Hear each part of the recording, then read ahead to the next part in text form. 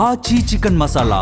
ఆడకపోయినా బాగుండేది, బాయ్కాట్ చేసినా బాగుండేది, కనీసం పరువైనా మిగిలేది. పాక్ ఇప్పుడు ఇదే అనుకుంటుంది. భారత్తో మ్యాచ్కు ముందు పీసీబీ చీఫ్ మోహిన్ నఖ్వీ చేసిన ఓవర్ యాక్షన్ ఇప్పుడు పాకిస్తాన్ కొంపముంచింది. మేము ఆడము, భారత్తో మాకు సంబంధం లేదు అంటూ ఐసీసీని సైతం బెదిరించిన నఖ్వీ తీరా ఐసీసీ గట్టిగా వార్నింగ్ ఇవ్వడంతో తల వంచి బరువులోకి దిగారు. కానీ మైదానంలో టీమిండియా సత్తా ముందు పాక్ ఆటగాళ్లు కనీసం పోరాడలేకపోయారు.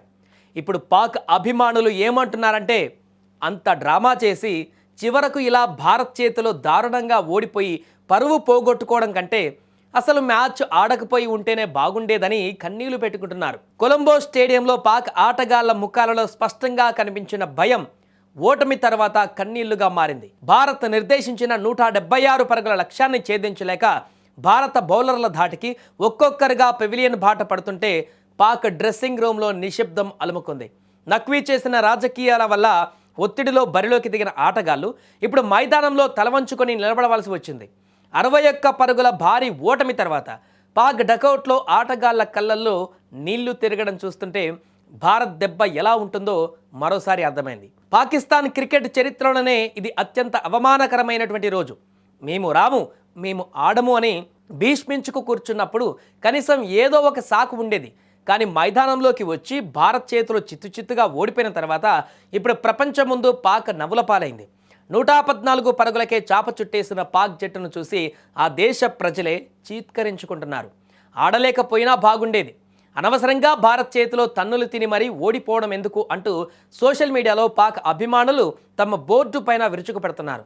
మ్యాచ్కు ముందు యుద్ధం చేస్తామని ప్రగల్భాలు పలికిన పీసీబీ చీఫ్ మోహిన్ నఖ్వీ మైదానంలో టీమిండియా ఉతికి ఆరేస్తుంటే చూడలేకపోయారు.